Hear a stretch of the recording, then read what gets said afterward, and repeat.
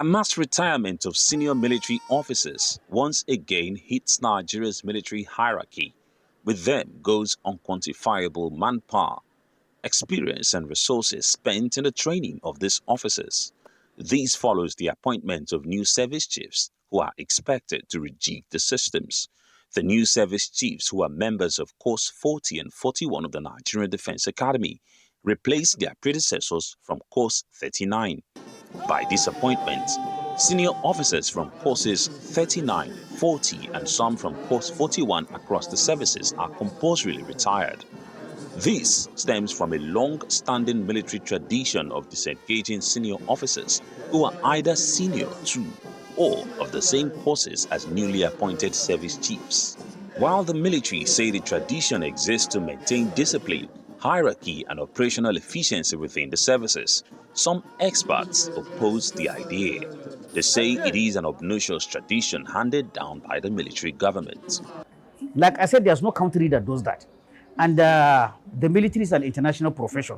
Whatever Nigerian military does is something we picked either from the British military or from the American military or the Canadian military or the Indian military. I call these four countries because when you go back to our military history, at one time or the other, they are the ones that gave birth to Nigerian military. And good practices go. Now, if only Nigeria is doing this, then it means we're doing something wrong. The huge numbers of retirements have also been attributed to Nigeria's bloated number of generals. They say Nigeria has a high number of generals when compared to the number of the nation's troops. When you say a military has retired 130 or even 50 generals, and yet, apart from the relatives of those people, as that 110, I can tell, or those of us that know the system, nobody even knew that those people have left the service. What does that tell you? The American Armed Forces that is 1,300,000.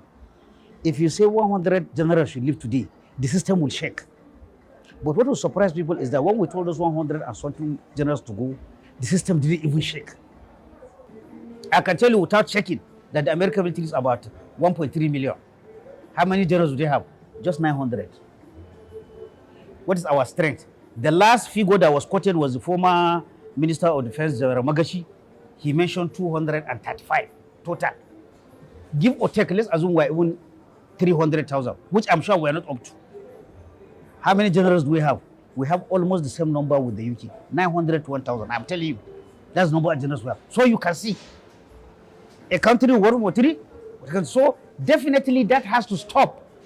To checkmate this wastage, Group Captain Shehu makes suggestions including policy changes, term limits for service chiefs, and stronger scrutiny during oversight by the National Assembly.